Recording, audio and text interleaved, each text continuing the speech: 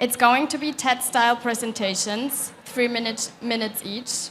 They're going to present how they solve a challenge for smallholder farmers with digital solutions and highlighting one specific challenge and barrier that they face in their work.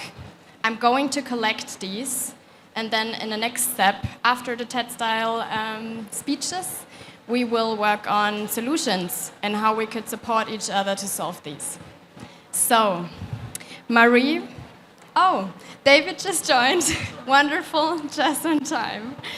So, yes, David Nicholson, Chief Climate Officer at Mercy Corps, will set the floor and start. How's that for timing, huh? I apologize. So I've got about a 25-minute speech with a bunch of... No, I'm just kidding. I'm going first. I'm supposed to set the table here for a 3-minute presentation. Mercy Corps, for those of you who don't know, we're a global humanitarian and development organization. We're engaged in lots of food security, agriculture solutions around the world, among a wide range of other work. And I want to talk today a little bit about, well, first of all, just acknowledging decision support is such a fundamental part of what we're trying to do when we think about making food systems more resilient to climate shocks. You know, we're in a world now where this, you know, particularly in the places Mercy Corps works, this overlay of environmental shocks, weather-based shocks, extreme weather events, man-made shocks, economic shocks are combining to undermine resilience and actually see backsliding on food security in lots of places that we work. So this is really a problem. And decision support is a fundamental pillar of climate adaptation. You know, we're basically trying to enable a system where people can do something different, right? Adaptation means doing something different. If you're going to do something different, you need a set of information that helps you make that decision differently. We know that digital platforms have huge promise, right? We've been banging on for a long time now about how people have access to phones, they're able to do more things, get more information, but it's, of course, more complicated than that, and we're learning ways to do it, but we know that there's huge promise to get farmers information, the kinds of information they need at the right times to enable different decisions. It's a fundamental part of what we're trying to do. And farmers, at the end of the day, they care about productivity and income, right? They don't wake up saying, I hope I'm more climate adaptive today, right? They want to know that their systems are more productive. So Mercy Corps developed a program called AgriFin. This is something we've been working on for a number of years now. AgriFin is an attempt to leverage all of the innovation going on in the digital ecosystem and help private sector partners, social enterprises, and others to develop, test, and scale these solutions that can provide decision support to farmers to support adaptation. It started off as a financial services effort as a key part of this and has grown over time and has learned the value of bundling services. You know, how do you have the suite of digital services to come together to support farmers and have a pull factor as well as a push factor to get information? You know, I didn't change from a flip phone to a smartphone so that I could have a weather radar, right? There's lots of other reasons that pulled me in. Now I'm obsessed with my weather radar and I'm not even a farmer. So you get pulled into digital ecosystems in different ways. It's now working in 9 countries. We've been reaching about 60 million farmers. So this is something that has shown the potential to really scale. But reaching farmers is not enough. It's like then what happens with that information and what kind of information is reaching farmers is really the key. And that brings us on to the Sprout platform. We have learned in recent years that, you know, we all want digital solutions to be taken up and magically scale around the world. It's not that simple. They have to be paired with local, sort of more analog solutions that are trusted. You know, people want to receive digital information, but then they want to have other ways of verifying it. They want trusted sources of information. So we have to be able to blend these things together, which has led us to this idea of customization at scale. There's a whole networks of local organizations that are good at finding the channels that are trusted in particular environments to make sure the information gets out there. It might be digital, might be radio, might be in person, combinations of those things. So the Sprout platform is an attempt to bring together and have an open source effort to have all different kinds of information in one place, so those local customization efforts can grab trusted informations and customize it for for the different users, whoever those user groups are.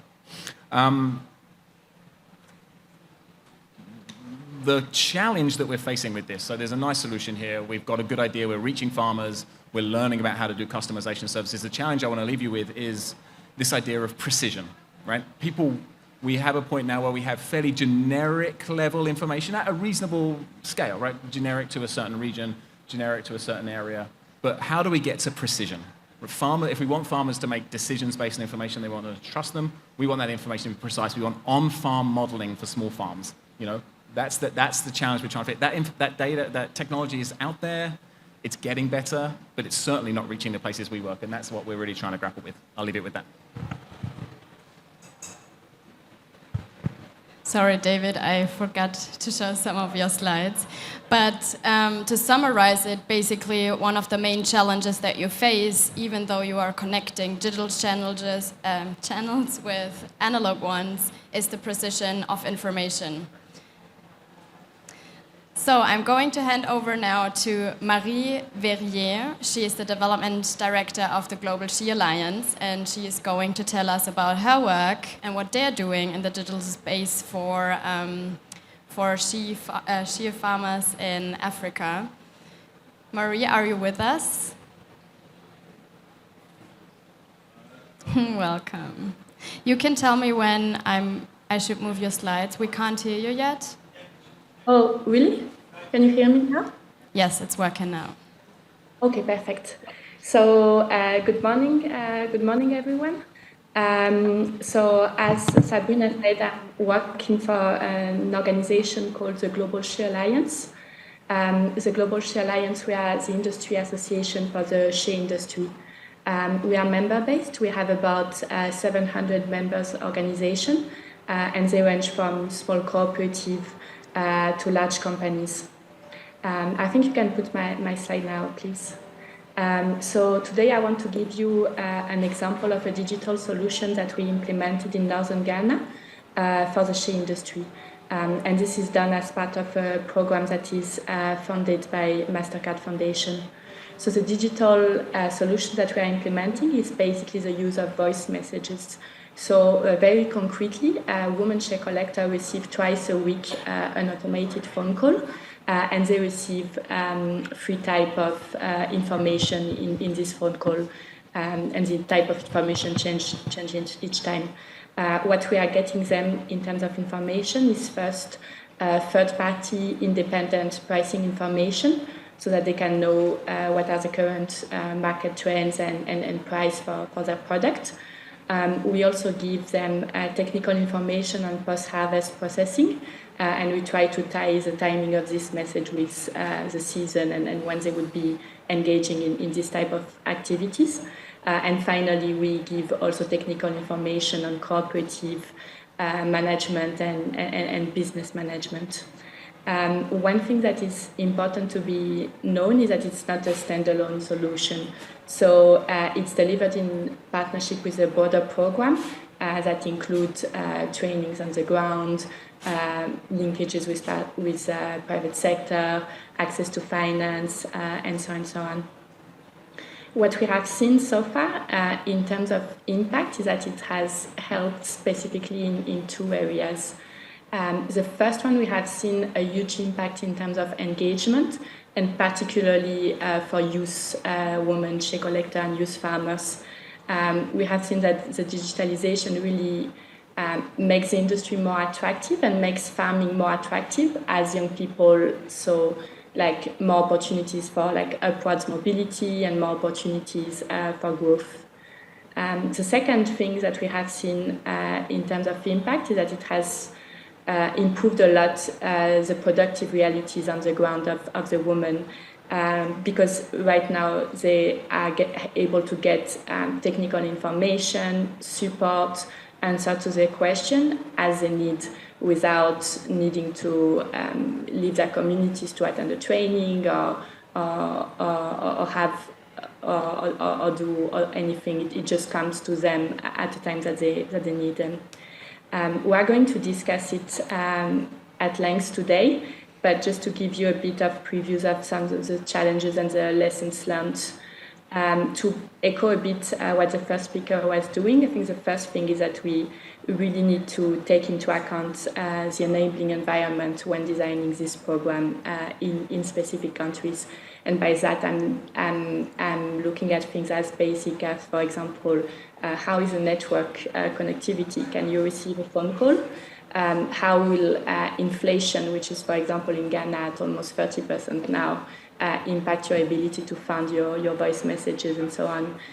Can actually the women have the identity card they need to be able to actually get a phone and a SIM card to even be reached? So this would be like the first challenges and that we need to look at.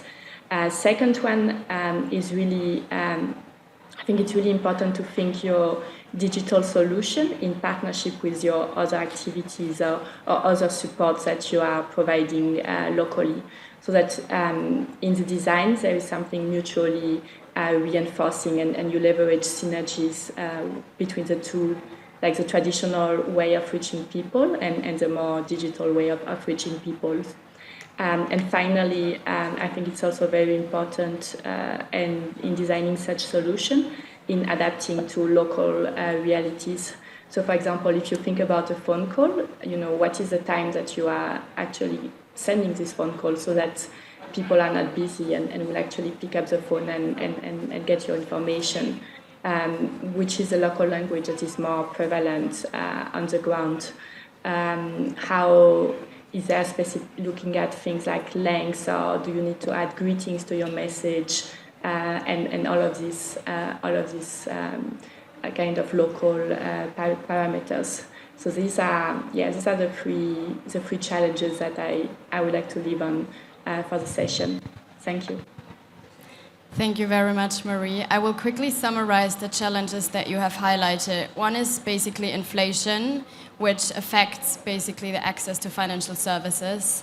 Then you said that connecting these solutions, the digital solutions and the information with each other to create synergies is as well a challenge, like basically connecting the digital ecosystems.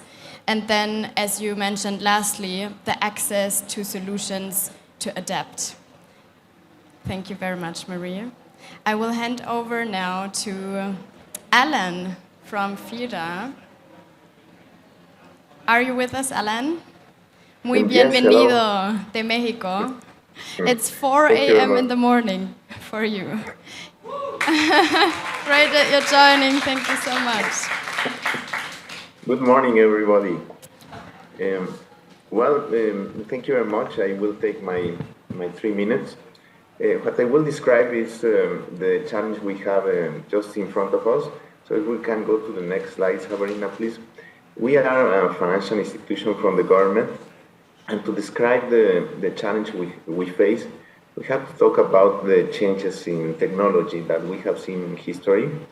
First, you see from left to right how technology for agriculture has evolved. And today, our challenge is how to make our country available all the technologies and all the apps and also systems that, for example, the ones that were described just before, to smallholders in Mexico. So if we go to the next one, the model that what we see in our country is a country of contrast. If you see Mexico, you will see that for several dimensions, the north of the country is much more developed and the south of the country has more challenges. As you can see, the number of ATMs is definitely more prevalent in the north. The same for the mechanized agricultural land. We also have land ownership, who is larger in the north than in the south, and also the GDP per capita. So as you can see, there is a history of contrast, and we see a much more developed Mexico in the north. Our challenge is how to make technology available for all in Mexico. So the next one, we are a financial institution. We are a second-tier bank that is managed by the central bank. Actually, in our network, we serve 100 financial intermediaries through which we give loans to smallholders or large companies. And we also have other products that help financial funding for the agriculture. So one important thing to say about the model of FIRA is that we have economies of scale. So in our balance sheet, we have a lot of economies of scale from the two sides of the balance sheet. On the asset side, we diversify risks because we give loans to all the places in Mexico. We access the public debt market, so we are the one that goes to the market and then send the funding to our network of 100 financial intermediaries.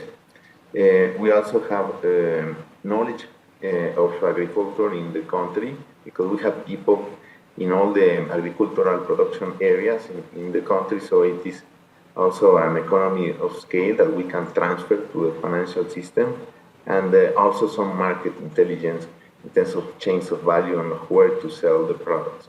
So that is what we have. The next one.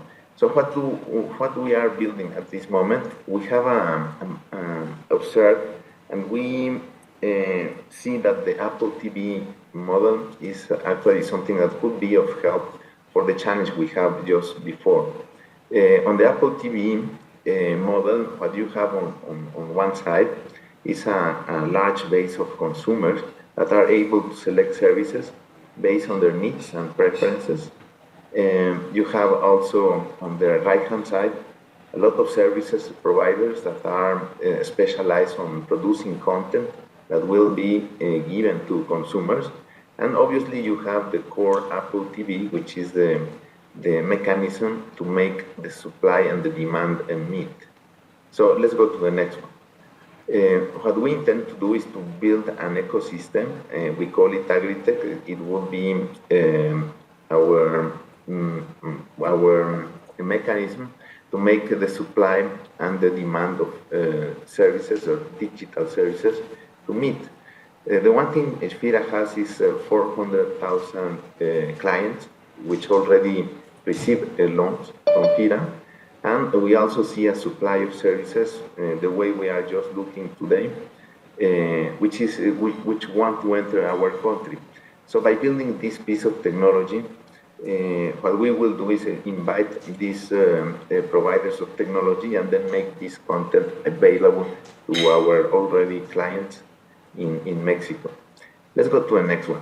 Some of the challenges we face is that what we see is the same challenge we have just heard, that there is a low degree of connectivity in Mexico. So even if we are able to connect our 400,000 clients, which are all over the country, some of them will have trouble to enter and then make available these services. The second challenge is that there is a low IT and digital services literacy. It is difficult for us, for most of the people that we serve, to know how to use the services that the startups are providing. So that would be a second challenge. A third one would be a very low level of mechanization in Mexico. Some of the technologies that we are talking about require some basic degree of mechanization. And finally, a lack of interest of large agri-tech companies to deploy services in Mexico. Most of the large companies, for example, Google, has not yet entered in our country, and we understand that because it's not a very large market, at least, and the extensions are not very large. So that will be our last challenge. And I would stop there just to keep in this 3 minutes time here. Thank you very much. Thank you very much, Alan.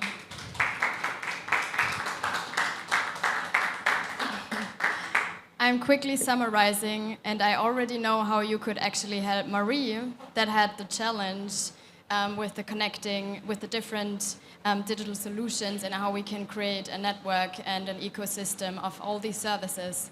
So in a summary, you face a low connectivity in especially the south of Mexico. There is a lack of digital literacy of smallholder farmers. There's a low level of mechanization and low interest of big agri-tech companies. Thank you so much. I will hand over now to Andrea Castellanos, the CGIAR. Welcome. I will hand the micro and this thingy to you. So hello everyone, I'm Andrea Castellanos from the CGIAR and the Alliance of Biodiversity and CIAT. It's a pleasure to meet you today. So I'm going to talk to you,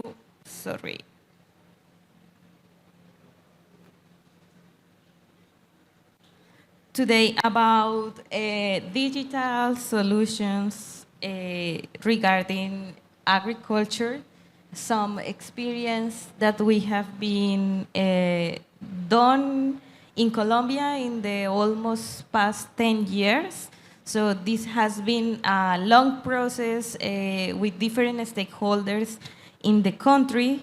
So I will start saying something about the context about climate change, mainly in Latin American region or in a country like Colombia.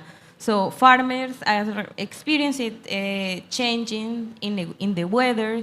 They experiences some losses regarding those changes.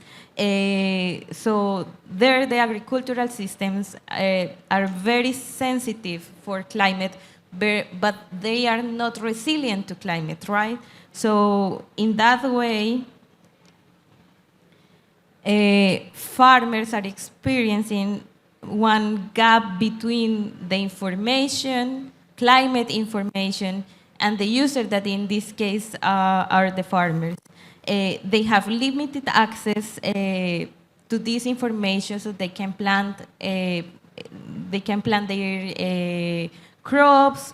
When they have access to that information, sometimes it's hard for them to understand the information, and it's not given to them in a way that they can understand that information. And also, sometimes when they understand, the information is not in a way or a manner that they can take decisions or take actions with that information. So we have been working on that, understanding the flow of the knowledge on climate services. Mainly in this, we can summarize in these 3 steps.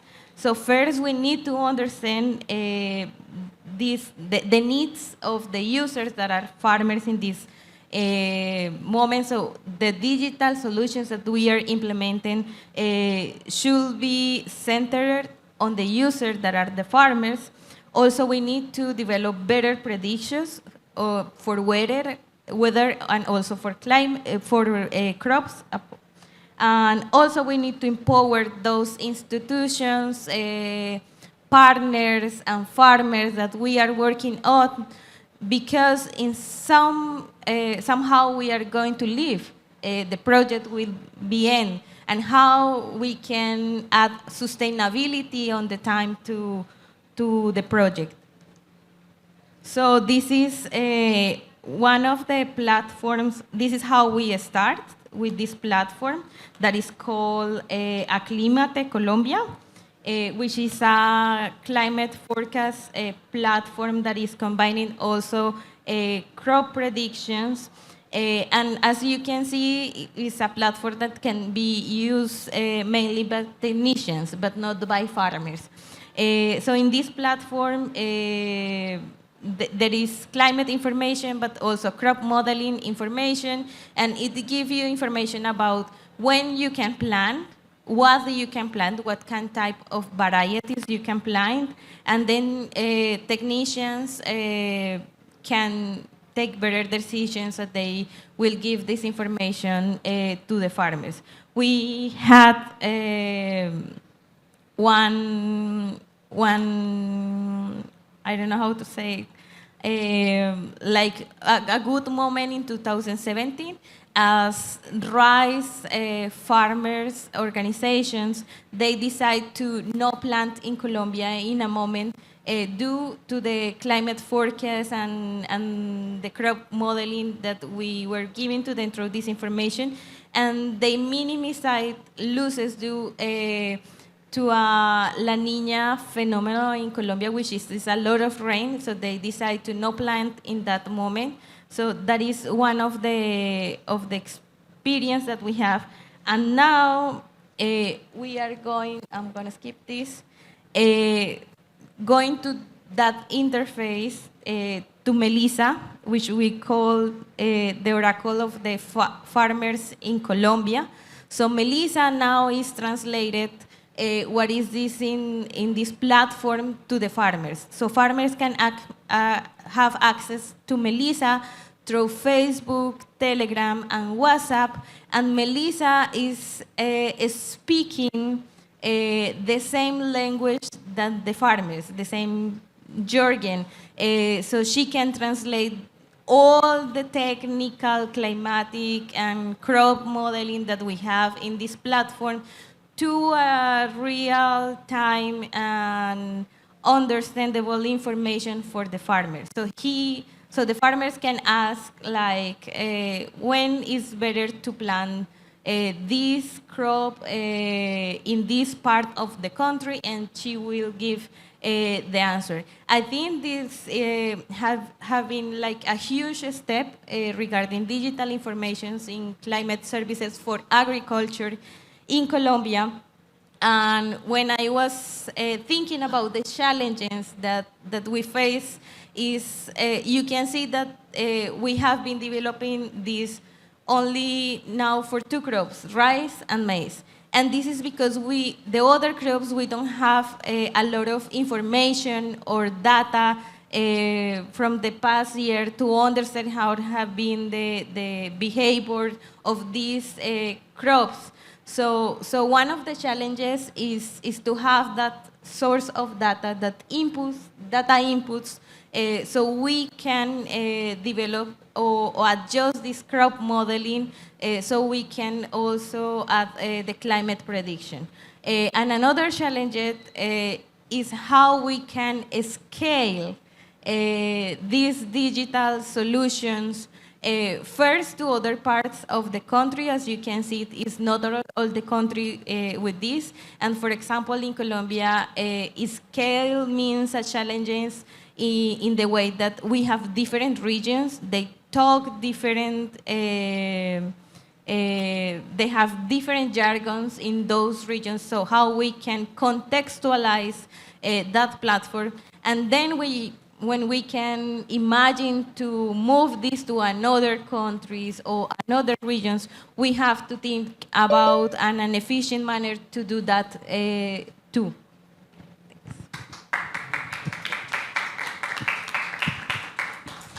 Thank you very much, Andrea. I'm already in my head connecting the dots, how each of you could support each other.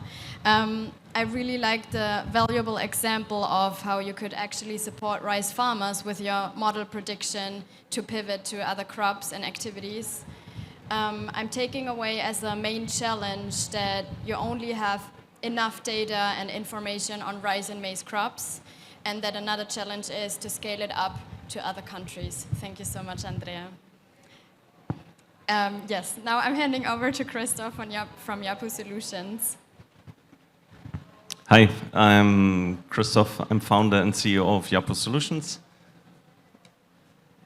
Thank you. That's me. I'm speaking here today not only for Yapu Solutions, but also we are here with the Scale for Resilience. It's an initiative under the Race to Resilience, and we are focusing in this initiative exclusively on smallholder farmers of all value chains. So we are not focusing on specific value chains as many programs do, focusing on the cash crops, no? So we want to make 3 million smallholder farming units more resilient. So this means also their families. So there are households attached to these farming units, right? We expect this will be possible with more than $5 billion of investment, which we are focusing and fomenting the financing for. And we are working together primarily in this initiative with financial service providers, but also with institutions like SIAT. The co-initiator, together with Yapu and GABA Capital, we initiated the Scale for Resilience, the 3 of us. So we are targeting to have over 100 institutions within this initiative.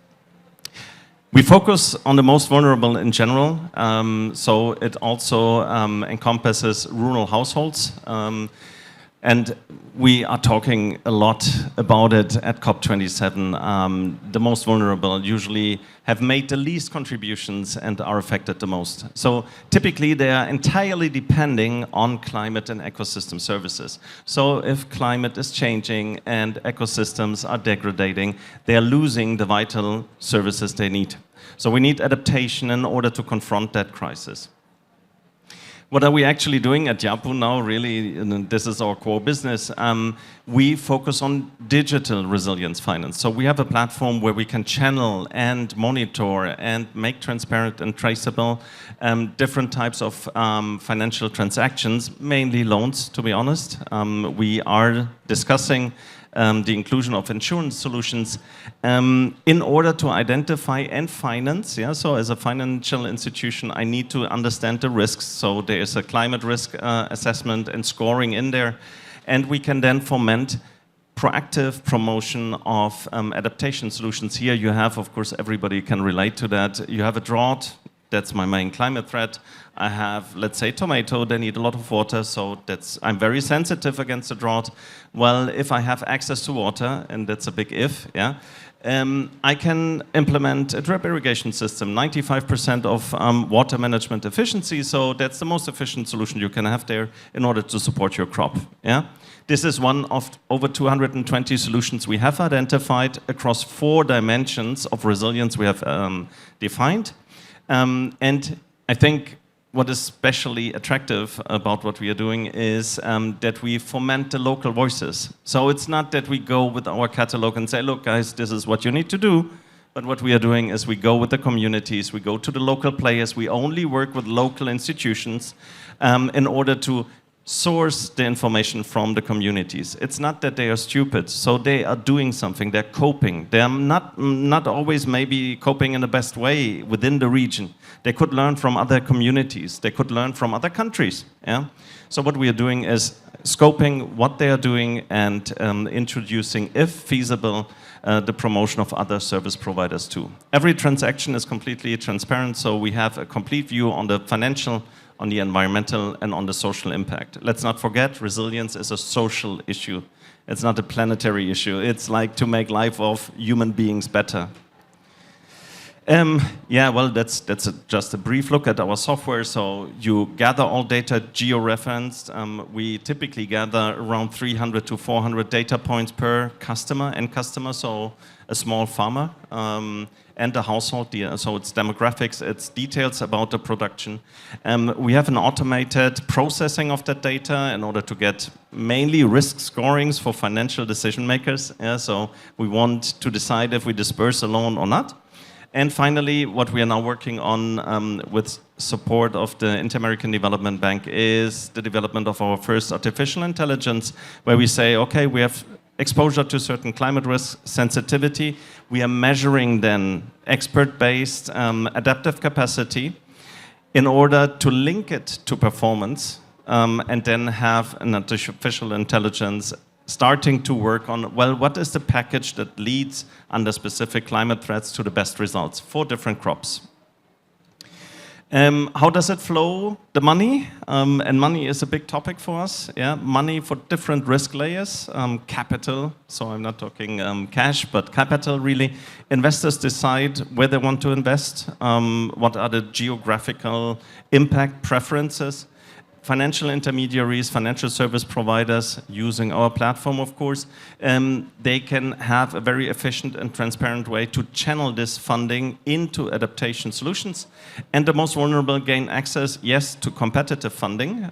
So what we are targeting is always being at least 25% below market, but also non-financial services. So the best practices today in adaptation and resilience finance is attaching loans, for example, mostly loans, to information services and capacity building services. So we link them to local training providers. Again, the local is the important part. Yeah? Local agricultural extensionists.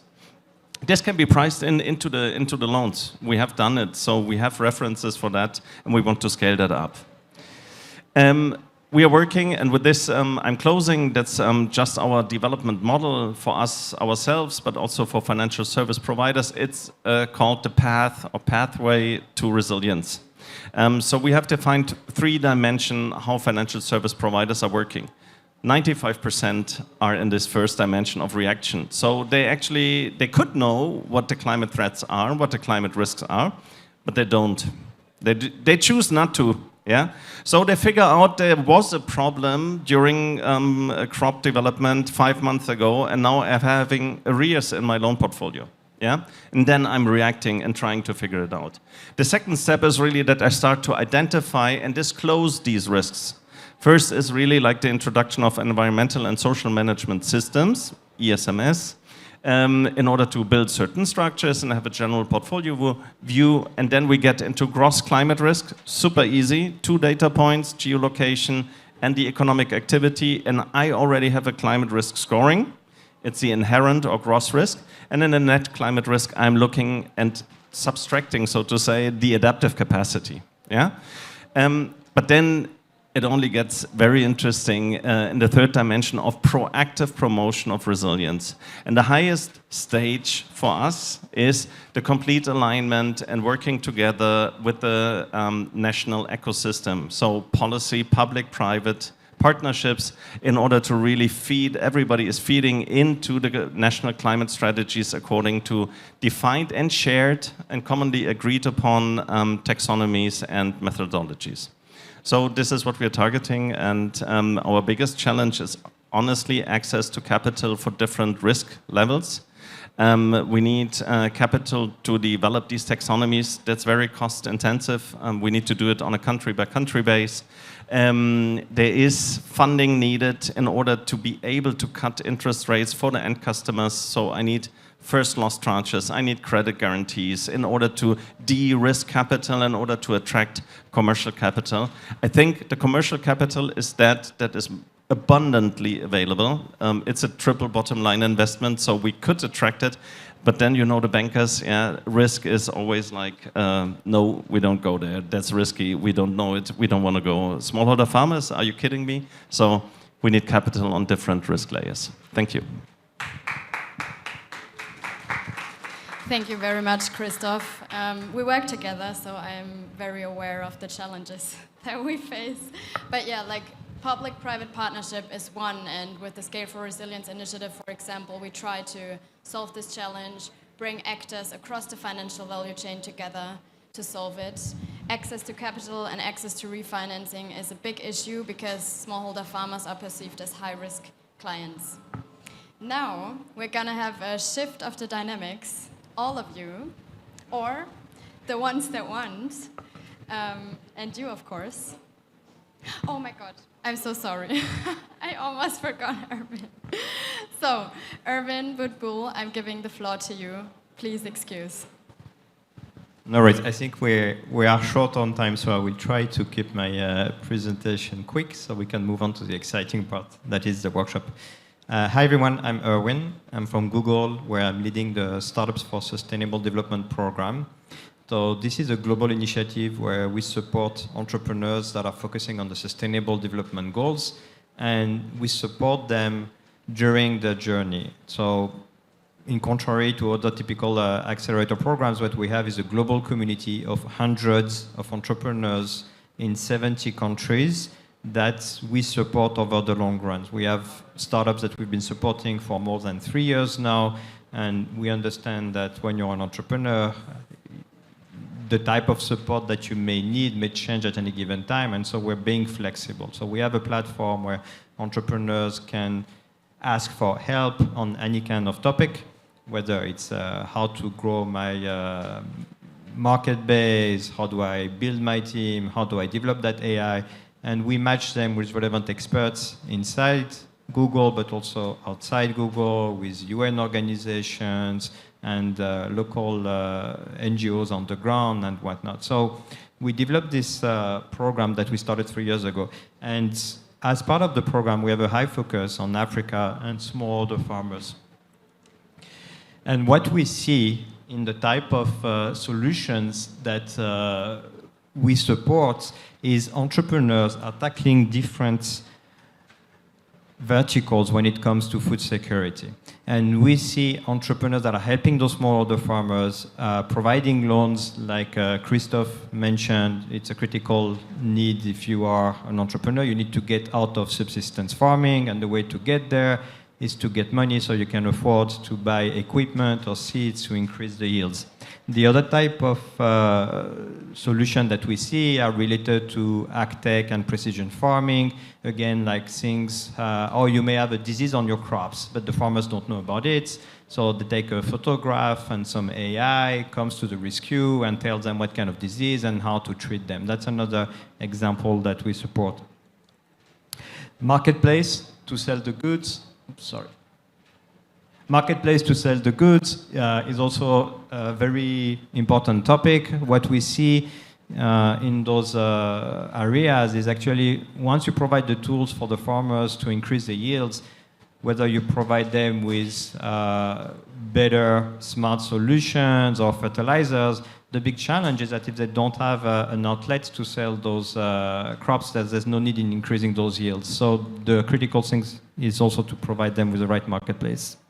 And then you have insurance providers, obviously climate change. If you have a flood or a drought, you need some insurance. So across all those solutions, what we see though is that they all have the similar needs. And the similar needs are, where are those fields? Where are those farms? First, to access and reach out to the farmers, you need to know where they are. But then, what type of crops are they growing? What is the size of their fields? When you provide insurance to a smallholder farmer, if you have to make a payout, how do you know how much you have to pay them? It really depends on the type of crops that they grow. It depends on the location of those fields.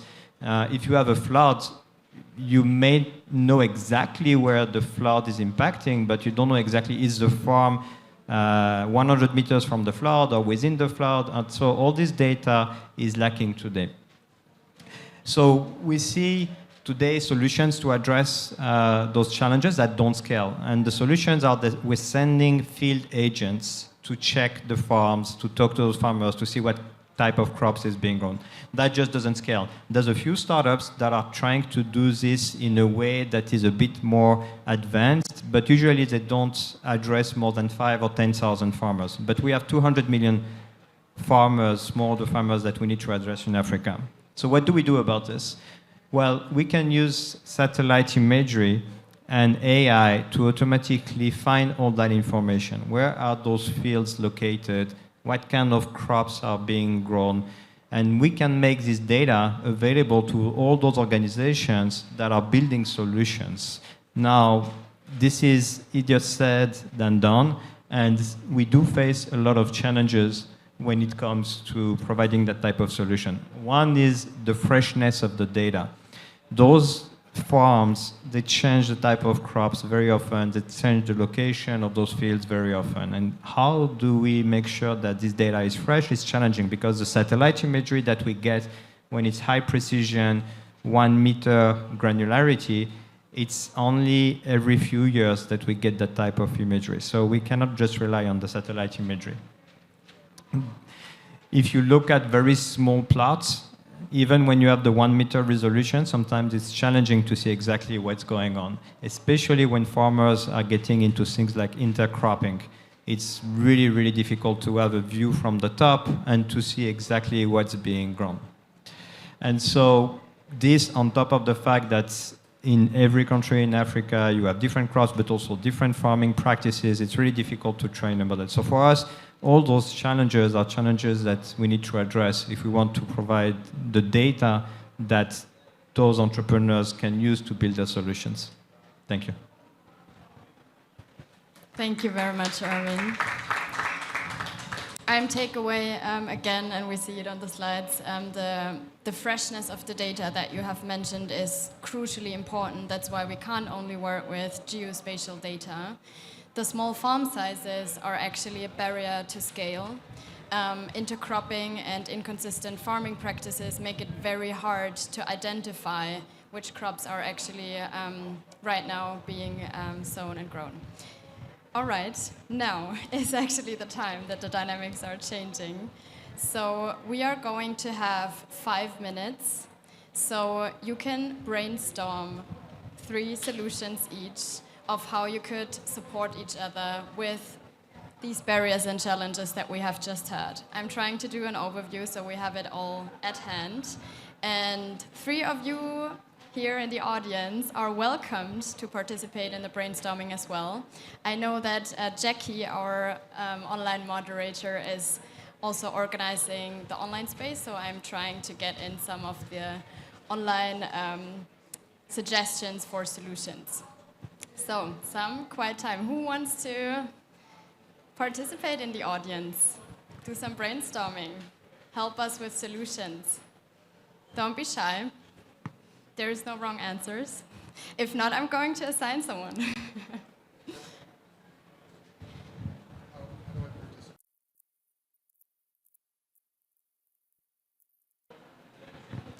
All right, time is up. We have 17 minutes left to elaborate on the solutions for the challenges that you have just seen. So I will let our volunteer from the participants start first. Maybe you want to present yourself. And I stumbled in just a little bit late, so my apologies if I've missed the first part of the conversation. But my name is Doug Satry, and I have the privilege to work with international smallish NGO called Plant with Purpose, and we work with smallholder farmers, about 75,000 smallholder farmer families in 8 countries. So my suggestions in terms of the open challenges relate to how we're working to try to address some of these challenges, and several of them have to do with a local farmer cooperative system called Village Savings and Loan Associations, which some of you are probably familiar with. That it's a community-organized microfinance platform where farmers save their own money and make it available to each other in loans. And then this also gives a wonderful platform for addressing a lot of the issues around agriculture. Yeah. Wonderfully summarized. Thank you. All right, I will give the microphone to you. Maybe you want to present yourself quickly so everybody knows who you are. Thank you. I'm Santiago Enriquez from Mapped Associates. It's a global consulting firm. I have to say I came here to learn because I have no idea about digital solutions, so I hope my recommendations are not so silly. Well, I was looking at the different services provided by startups, and I wonder if there's some sort of app that's already creating like a single, one-stop shop for farmers or other stakeholders that, maybe you can go in and instead of having different startups provide different services, maybe there's an app that can help you like make sense of how all those services connect. I was also looking at like some of the data that is already being collected, like location and that type of, maybe products being developed, whether that can be used to develop like a parametric type insurance where, based on how much rainfall or drought is in a specific area, you can pay out, insurance without having to have like someone come and estimate the damages. But maybe the first step is to use some sort of digital solution to gamify that. So, maybe users can see whether they would be paid out or not under a specific event or not, and maybe that can help to understand how those solutions work. And then I've heard about projects maybe in other areas where youth or people, volunteers, they take photos of biodiversity, for example, and they upload everything into a database. And scientists use that information to improve their understanding about inventories or sort of stocks of wildlife. Whether having people take photos and upload them somewhere can also help to improve, combine that with satellite-based imagery to understand better what's on the ground. Thank you so much, Santiago. Is this another one? Yeah. No, it's the same. Ah, I see. I don't think you understand. Thank you so much. Yeah, one-stop solution is one thing. We've heard that from several of the participants that these various data services need to be coupled together to create a digital ecosystem. What Alan, for example, mentioned with this Apple TV solution. We will have you as well from the participants. Maybe you want to present yourself? Hi everyone, my name is Eloise Zimmerman. I work for Komaza, which is a smallholder forestry company in Kenya. We have also a lot of smallholder farmers we work with to plant trees and make timber products and carbon and sequester carbon. We also use digital technologies. Right now it's an app that is used by our field staff to help farmers, but the next great step would be to have a tool that farmers can use directly. And something I've heard a lot is that there is a need to make recommendations directly to farmers to help them understand climate change, adapt to it, make the best decisions for their farms. But a big challenge is how to make these recommendations when you don't have access directly to the data, when the farms are so small, where it's hard to predict what they will grow from year to year, etc. So it's not really a solution, it's more a question, but it feels like there is a need before we can make the recommendations to farmers to collect data from them and for them to be able to share this data and even to develop the technology that will allow us to make the recommendations. Before we can use AI, we need to train AI on the data that is there because otherwise we can't make right recommendations. So how do we incentivize farmers in the first place to share the right data? Is there a way to, pay them or make them access to services in exchange for this data so we can develop the right solution and then make the right recommendations? It's a lot of writing. Thank you so much for volunteering.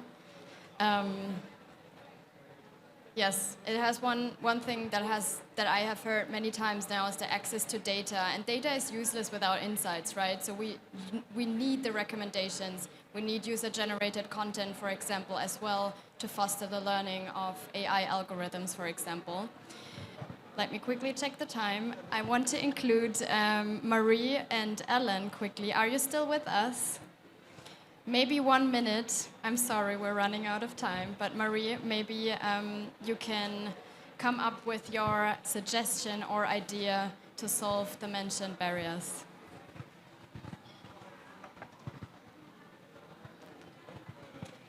We can't hear you, unfortunately. Oh, can you hear me? No. Okay, because my mic is on. You can go. Okay.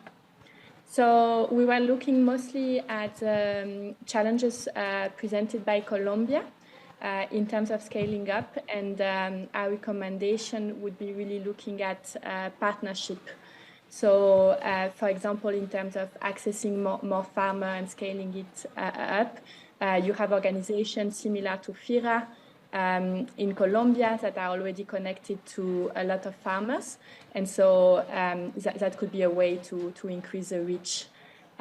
Similarly, in terms of doing other crops and providing more content, we were thinking around still partnership around with crop organizations. So, for example, you have organizations, you have the Cotton Association, you have the Potato Association, and so on. So that was our recommendation, like looking at partnering with different other organizations as a way to kind of pool knowledge and also pool farmers' database and contact to scale up.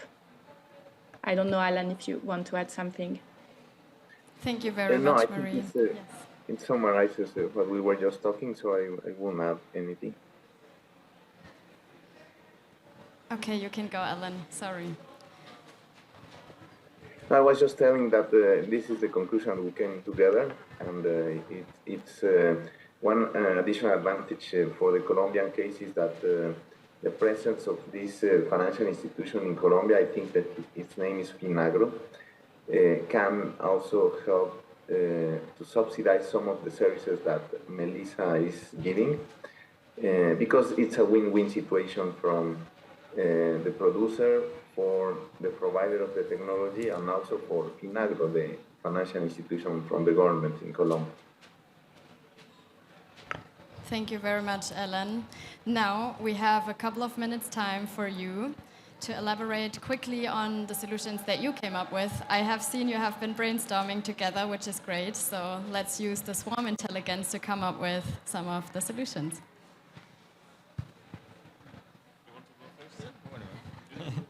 So I think there's two solutions that we discussed. One is we see a recurring need to reach the farmers and contextualize the information, and today every organization is doing it through their own ways, building their local network, leveraging gadgets on the ground. And so if there was a platform to somehow make connection with the farmers available globally to all those different organizations, so we could have economies of scale in trying to establish that communication. So that is one. And the other one related to the data collection, and we need to think about how we can also have an open platform for data sharing while keeping in mind that we need to preserve trust, and the data is owned by the farmers, but still there is also a way here for all the different organizations to benefit from each other instead of doing this on their own. Yeah, no, I think great inputs, and yes, we brainstormed a bit. From our side, we are focusing on one very specific topic, which is the financing topic. So what we can definitely do is, with our partners, we have feet on the ground. So in order to verify data, in order to gather some data, we can support that. And I think we can build the capacities, especially on the financial side. So we are really, I would say, at least from the financial side, leaders in developing taxonomies for the most vulnerable in terms of adaptation solutions specifically. And we can bring that in. So categorization of different solutions, because it's very different between different regions, between countries, and of course continents. Working there with the SIAD, for example, but making it operational in the end. So this is what we can bring to the table. Okay, I just would like to add that from our side, we can give the technical support. For example, you were talking about that the practices that farmers are implementing, I don't remember the exactly word, but it was not consistent all the time.